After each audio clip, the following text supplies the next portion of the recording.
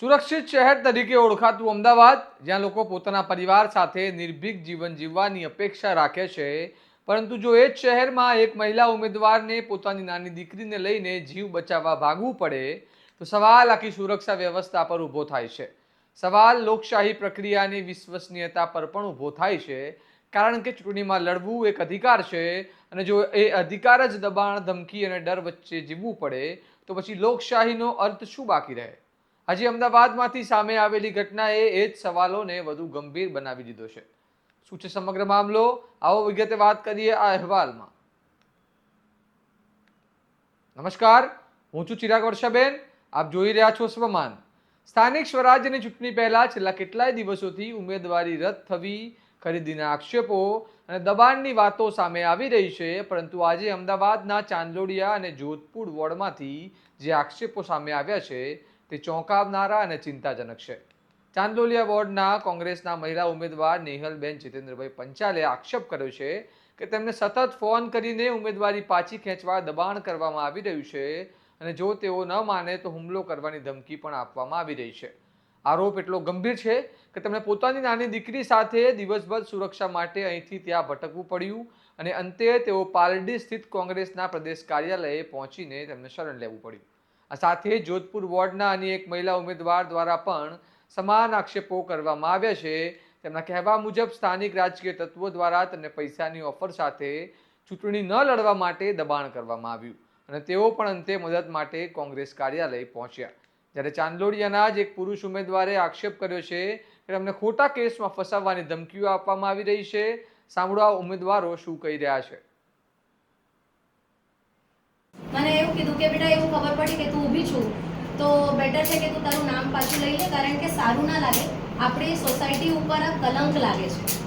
એટલે મેં રાજુભાઈ અમરકોટિયા એમને એવા વર્ડ્સ વાપર્યા કે આ તારી ઉપર, તારા લીધે અમારી સોસાયટી ઉપર કલંક લાગે, કારણ કે રોઝવુડ એસ્ટેટ જે છે એ ભાજપની સોસાયટી છે. મેં કીધું મને તો પહેલાં એ કહો કે પાછું આ વસ્તુ ક્યાંથી ઊભી થઈ કે સોસાયટી કોઈ પર્ટિક્યુલર પાર્ટીની થઈ ગઈ. પછી સેકન્ડરી કે તમે વર્ડ મને વાપરી ના શકો કે કલંક છે. મેં તો એવું તો હું કોઈ કામ નથી કરતી અંદર, કે એવું તો હું કંઈ બોમ્બ બનાવતી હોઉં કે ભ્રષ્ટાચાર કરતી હોઉં કે કરપ્શન કે કલંક લાગે છે મારા લીધે સોસાયટીના નામે. મેં તો એના કરતાં તમે એજીએમ બોલાવો ને તમારી ડેબિટ ક્રેડિટ શીટ્સ કાઢો તો કોનું કલંક છે ખબર પડી જશે. તો કે એવું નથી હું કહેવા માંગતો, પણ તમે જે કરો છો એ ખોટું છે, કારણ કે ભાજપનો બહુ જ સપોર્ટ છે સોસાયટીને. મેં તો અંદર તમારું આઉટલુક છે કે તમે નવરાત્રિમાં આરતી ઉતારવા માટે અમિતભાઈ ઠાકરને બોલાવશો. It's none of my concern. એ તમારું તમે ઉલ્લું સીધું કરો છો એટલા માટે બોલાવશો, બાકી હું તો ફોર્મ પાછું લેવાની નથી. મેં કીધું કે તમે એવું જોયું ને કે કોઈ એક યુથ ઊભું છે, આજે ડેવલપમેન્ટની વાત કરે છે, એજ્યુકેશન સેક્ટરથી છું હું, તો એજ્યુકેટેડ વર્ગને આગળ લઈએ, અને જે લોકોને એકચ્યુઅલ પ્રોબ્લેમ થાય છે, આપણા યુથ જે બહાર કન્ટ્રીમાં છે એના કરતાં અહીંથી જ એને ગ્રાઉન્ડ લેવલ ઉપર કામ સ્ટાર્ટ કર્યું. તો મને એમને એવા વર્ડ વાપર્યા કે એજ્યુકેશન ઇમ્પોર્ટન્ટ નથી હોતું, એક્સપિરિયન્સ ઇમ્પોર્ટન્ટ હોય છે. પૈસા કોણે ઓફર કરી હતી? ના, મને પણ કરી છે વિનોદભાઈ પટેલ. સર કોણ છે એ? જોધપુરના બીજેપીના ઓપોઝિશન ઉમેદવાર. અચ્છા. તમારું નામ? તમારી સાથે મારે એવી રીતે કોલ આવ્યો હતો કે તમે અભી હાથ કે છોકરા લઈને નીકળી જાઓ, નહીં તો કે તમને સાંજ સુધીમાં અમે સ્ટેશન પર લઈ જઈશું અને ગમે તે ધાક ધમકી બી આપી શકીએ. તો હું આ છોકરા લઈને મારે કઈ રીતે નીકળું? અને મને ઉપરથી એવું કહ્યું કે તમે કહો એટલા પૈસા આપું, પણ તમે આ ટિકિટ પાછી ખેંચી લો, કારણ કે સામેની સાઈડ અમારા કાચના જ ઊભા છે, એના હિસાબે એની વોર્ડ વધી જાય એના માટેથી મને એવું કહ્યું છે કે તમે આ ટિકિટ પાછી ખેંચી લો. બસ આ ધમકીઓના છોકરાઓ લઈને મારે રખડવું પડે છે.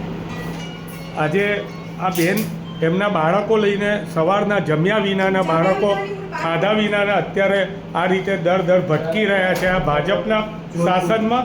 નહીં, આ ચાંદલોડિયા વોર્ડ, આ બેન ચાંદલોડિયા વોર્ડમાં છે, અને આ બેન જોધપુર રોઝવુડમાં રહે છે.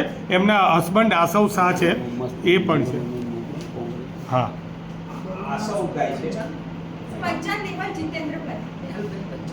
એ ચાંદલોડિયા વોર્ડમાં છે.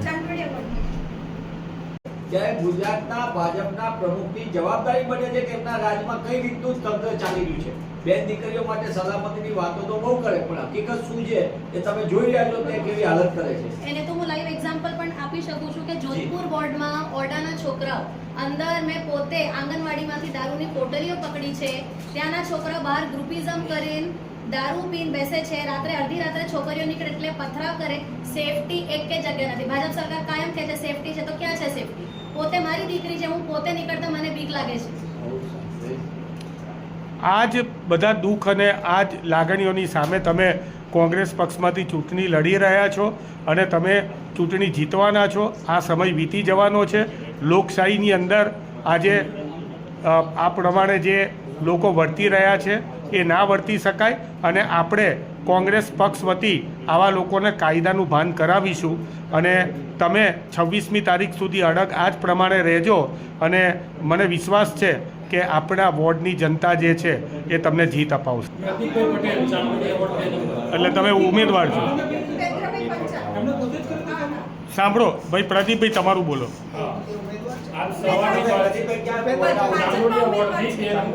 ભૂપેન્દ્રભાઈ પંચાલ. હા, આજ સવારની વાત છે. 10 વાગે મારો ઓટો કન્સલ્ટનો બિઝનેસ છે, મારે ફરવાનું કામ હોય. આજ સવારથી 10 વાગ્યાથી હું નીકળ્યો એક કસ્ટમરની ગાડી લેવા માટે.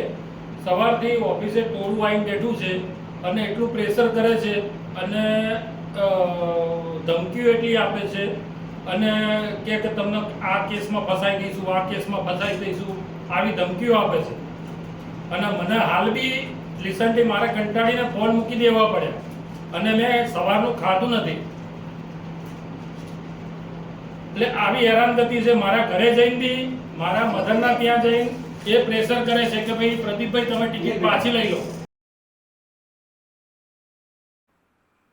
આ પ્રકારની તમામ ઘટનાઓ જે ગુજરાતમાં આક્ષેપો સામે આવી રહ્યા છે તે મામલે કોંગ્રેસના પ્રદેશ અધ્યક્ષ અમિત ચાવડાએ આજે ચૂંટણી આયોગને અરજી કરી છે અને નિષ્પક્ષ તપાસની માંગ કરી છે. અને આ સમગ્ર ઘટનાએ હવે રાજકારણમાં ઉથલપાથલ મચાવી છે. કારણ કે જો અમદાવાદ જેવા શહેરમાં ઉમેદવારો આ પ્રકારના આક્ષેપો કરી રહ્યા છે તો સવાલ ઊભો થાય છે કે દૂરના વિસ્તારોમાં સ્થિતિ કેવી હશે? શું ઉમેદવારો ખરેખર નિર્ભય રીતે ચૂંટણી લડી શકે છે? કોંગ્રેસના આગેવાનોએ આ મામલે ઉમેદવારોને સુરક્ષા આપવાની ખાતરી આપી છે અને સાથે જ દોષિતો સામે કાયદેસરની કાર્યવાહી કરવાની વાત પણ કરી છે. પરંતુ અહીં સૌથી મોટો પ્રશ્ન હવે ચૂંટણી પંચ સામે ઊભો થાય છે. શું આ ગંભીર આક્ષેપોની નિષ્પક્ષ તપાસ થશે? શું દબાણ અને ધમકીની વાતો સાબિત થશે? કારણ કે જો ચૂંટણીમાં ઉમેદવારને સુરક્ષા ન મળે તો મતદારોનો વિશ્વાસ કેવી રીતે ટકે? અને જો આક્ષેપો સાચા સાબિત થાય તો આ માત્ર એક ઘટના નહીં પણ લોકશાહીના માળખા માટે ગંભીર ચેતવણી સાબિત થઈ શકે છે. હવે જોવાનું રહ્યું કે ચૂંટણી પંચ શું પગલાં લે છે અને ભાજપ આ આક્ષેપો પર શું પ્રતિક્રિયા આપે છે અને શું આ મામલો આગળ જઈને કોઈ મોટી કાર્યવાહી સુધી પહોંચે છે કે નહીં. આ મામલે તમારું શું માનવું છે અમને કમેન્ટ બોક્સમાં જણાવો અને આવા જ વિશ્લેષણાત્મક અહેવાલ માટે સ્વમાન સાથે જોડાયેલા રહો. ચેનલને લાઇક, શેર અને સબસ્ક્રાઇબ કરવાનું ભૂલતા નહીં. નમસ્કાર.